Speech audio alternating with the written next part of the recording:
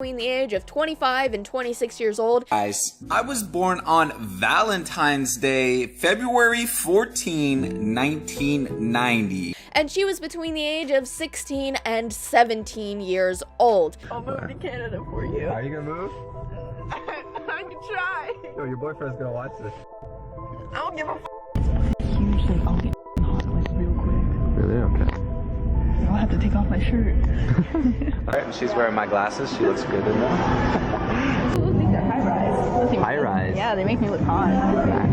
Nice. So in today's video, we are going to be Wait a minute.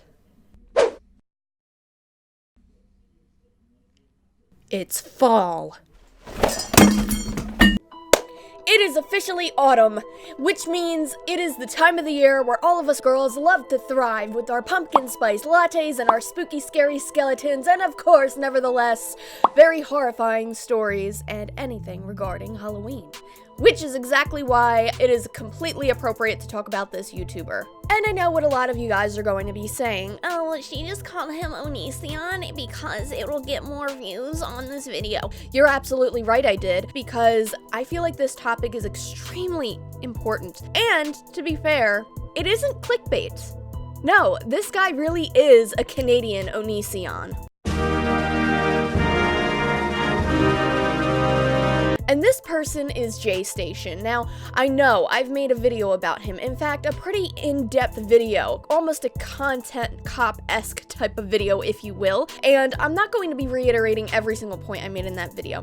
The reason why I'm filming this is because the most important topic of that video wasn't even seen by half of my audience, according to my video's analytics. And that part of the video is me discussing the fact that J-Station has a very interesting history of associating himself with minors in kind of an inappropriate way. So I'll link that video down in the description below if you haven't checked it out, where I go into detail about all of his scandals and sort of some things that a lot of people haven't pointed out. But the biggest thing that nobody's pointed out that I have seen is the fact that he was allegedly inappropriate with minors. The first one we will talk about is a kid named Jay Hills, which he has at the time introduced to his audience when Jay Hills was 16 to 17 years old. Now, in Canada, from my research, apparently the legal age of consent is 16.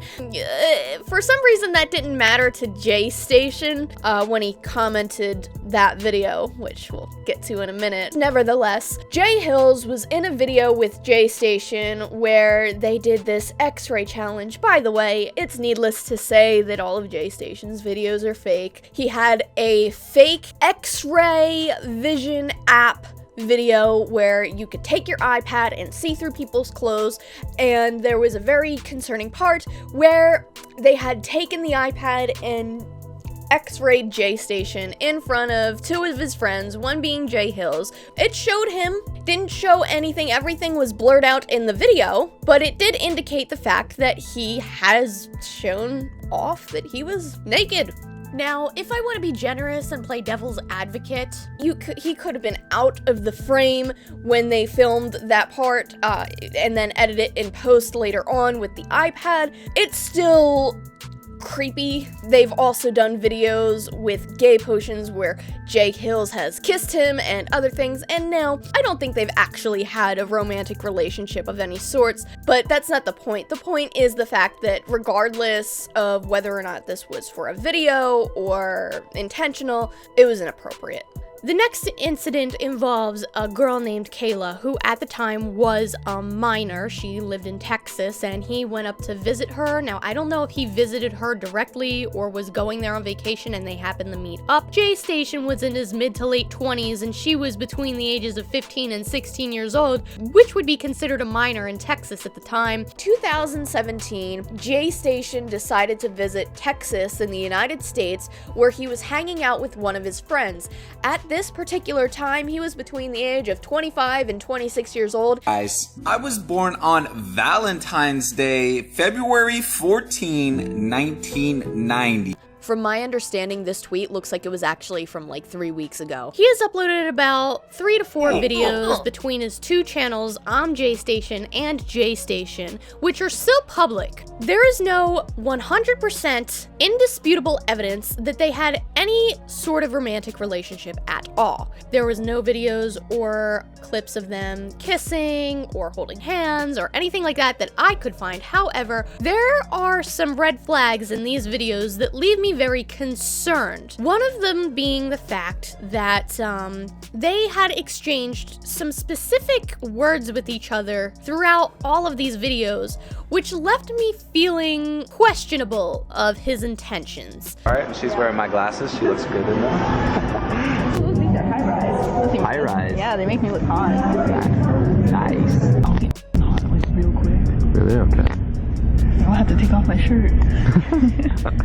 Cause I live like so far away. Like So far, it's too far. it's too far away, guys. I'll move to Canada for you. Are you gonna move? I can try. Yo, your boyfriend's gonna watch this.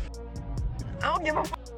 That's a particular type of language that not many platonic friendships or relationships would really have with each other. He also goes out of his way to say several times that they didn't have anything romantic with each other. No, like she's not my girlfriend. Just like she made me feel that good. Okay, like she's a really cool person, and I'm just gonna miss her to death. I also wanted to point something out that I almost forgot to add a second time. This is the end of his last video with Kayla where he's driving off and on his way back home. Now he could genuinely just be sad that he's going home to Canada and leaving her behind in Texas. However, to me, this seems very, very, very manipulative. Like every time something good happens in my life, it's always like taken away from me. Like always, my whole entire life. Has always been taken away. I don't even know what to think right now. But God, I'm just gonna miss her.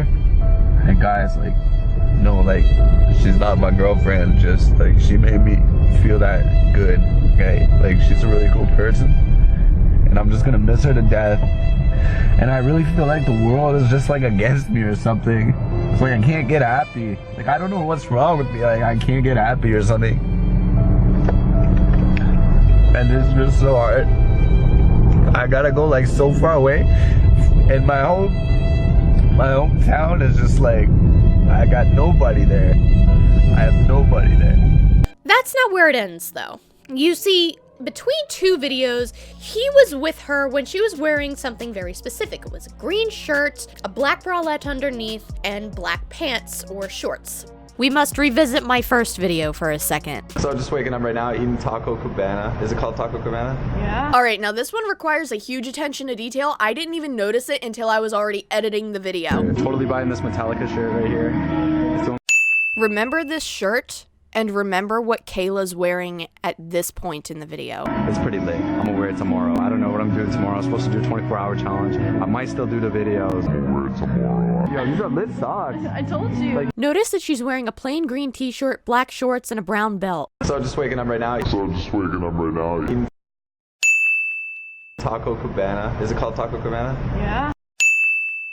So you mean to tell me that it's the next day and she went home, did not change, and came back to hang out with you as soon as you woke up? Need I remind you that the day before they were walking around in a hot, sweaty theme park in the middle of Texas? Now, I'm not one to judge. Maybe the girl just likes to wear the same thing, but then that wouldn't make sense in their last video together when she's wearing something completely different. I don't know about you, but have you ever come home from going to a theme park or the beach or anywhere where you're in the sun all day? Do you really want to wear that same outfit that you've been wearing all day, probably covered in the smell of sunblock and sweat and oils dripping down everywhere? Do you really want to wear that any longer than you have to as soon as you get home? I wouldn't think so. At least I personally wouldn't want to do that. However, in his next video, he states that he had just woken up and gotten down from his hotel to go eat breakfast, and what do you know? Kayla's still there. And you could tell that it was the next day because the night before he had pointed out that he found a really cool Metallica shirt that he said he was going to wear the next day, and boom, next day he's wearing it. It's pretty late. I'm gonna wear it tomorrow. I'm just waking up right now. So I'm just waking up right now. Eating Now, again, I don't know about you, but if I were going home after a long day of shopping and going to theme parks and walking around on my feet in the hot and beating sun, potentially wearing sunblock and having oil dripping down my face, I would maybe want to not wear the same outfit the next morning. Unless, of course, I didn't go home and that was my only change of clothes. There's, again, nothing else proving the fact that she stayed the night at his hotel, but that does leave me feeling extremely concerned, and it makes me speculate that she did stay the night. Allegedly. And again, even if she did stay the night, that does not prove that they have done anything inappropriate with each other physically or romantically or anything like that. However, I do find it extremely inappropriate for a minor to be spending the night in a hotel unsupervised with a grown man, a man in his mid to late 20s. That is something that I would never allow my child to do. And if you want any further evidence that something sketchy was going on, maybe refer to the phone call that she had received when she was in J Station's car from her mother, who was very concerned, extremely scared because there was a mention of her mental health being unwell. Not only that, but there was something specific that Kayla repeated. Her mom was scared that she was lying to her and said, "Please stop lying to me, come home." Okay. Bye. What in the What are you doing? Oh my god! Like, What the is that about?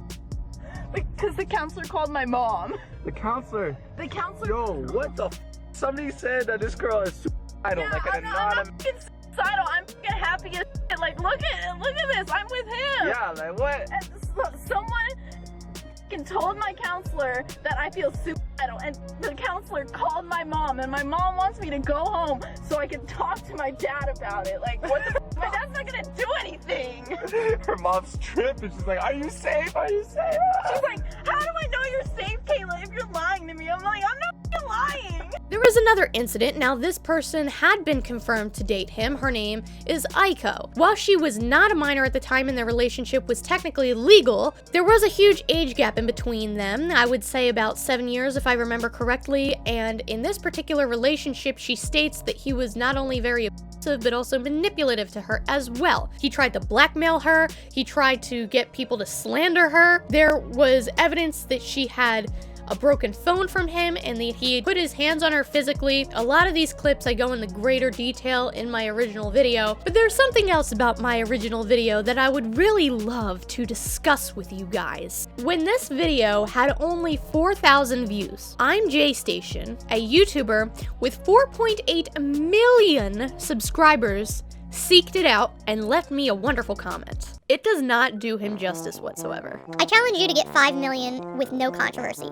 Your entire channel is controversy, Jay. I've been filming videos for 4 years and there's like 3 to 4 things I did wrong, so it's not that bad. Like, think of how much things you have done that you didn't record. That's manipulative. Ex-girlfriend, she cheat on me, we had bad blood. That's not that out of the ordinary either. You know what else, unfortunately, isn't out of the ordinary?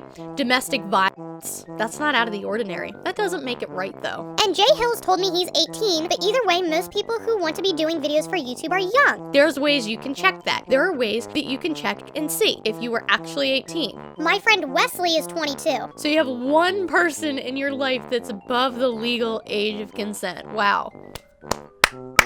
Good thing, you got your token above age friend. Wow, good job, Jay. I didn't follow my dream till I was 25. But anyways, that girl you showed is my friend. I still talk to her sometimes. She's really cool and everyone liked her on my channel. Like, she's not my girlfriend, just she's a really cool person. Okay, well, good luck with YouTube. Don't know why you chose to bash me for 30 straight minutes, but okay. I literally pointed out that she potentially stayed the night in a hotel with him, and I even responded to him and asked, and he didn't give me an answer. So I don't know if he just chose to ignore it or didn't see it because of all of his subscribers, all that clout. But he did have his chance to say something, and he did. It doesn't, in my opinion, make it look any better at all. He just tried to justify him abusing his ex-girlfriend over the fact that she apparently cheated on him, which he claims, and that they had bad blood. He claims that Jay Hills told him that he was 18 when he was, in fact, 17 years old, and he absolutely refused to acknowledge any point that the girl that he was talking to named Kayla was at all underage and how creepy that whole situation seemed. And if you're about to comment, well, to Mimi, these are all old clips, this hasn't happened in so long, why are you bringing all of this up so much time later? And the reason is because this is still kind of going on. A girl named Megan Santos has been popping up the past couple of months in J Station's videos, and she's been collabing with him on her channel as well. Now, she isn't a minor, but the age gap in between the two of them is pretty significant, enough to be very creepy. Not only that, but we've seen this pattern with Onision. As I'd mentioned, this guy is like the Canadian version of him. The other thing that leaves me feeling extremely concerned is the fact that if he's still going around doing this with people that he has such a big age gap in, what's stopping him from trying to see another minor again? I really want more people to know about this. I feel like as a YouTuber who reports incidents and commentates on topics, it would be wrong for me to make 2 whole videos on Onision and Kai and other people regarding the fact that they've been inappropriate with minors and not touch up upon this a little bit more. Again, the reason I'm really making this is because I feel like more people need to know about this, and I didn't do a good enough job explaining it in my first video about him. I don't want to be one of those YouTubers where they make several videos about the same person over and over again, and that's exactly what I've been doing lately. And after this, I'm gonna have new topics and new people to discuss. I just really want to double down on this topic and show you that YouTubers who oftentimes cater to younger audiences, if I were a parent, I'd be a little cautious of who you let your kid interact with online. Just because it's a popular YouTuber who has millions and millions of subscribers doesn't mean anything. So, thanks a lot for watching. I'll see you later.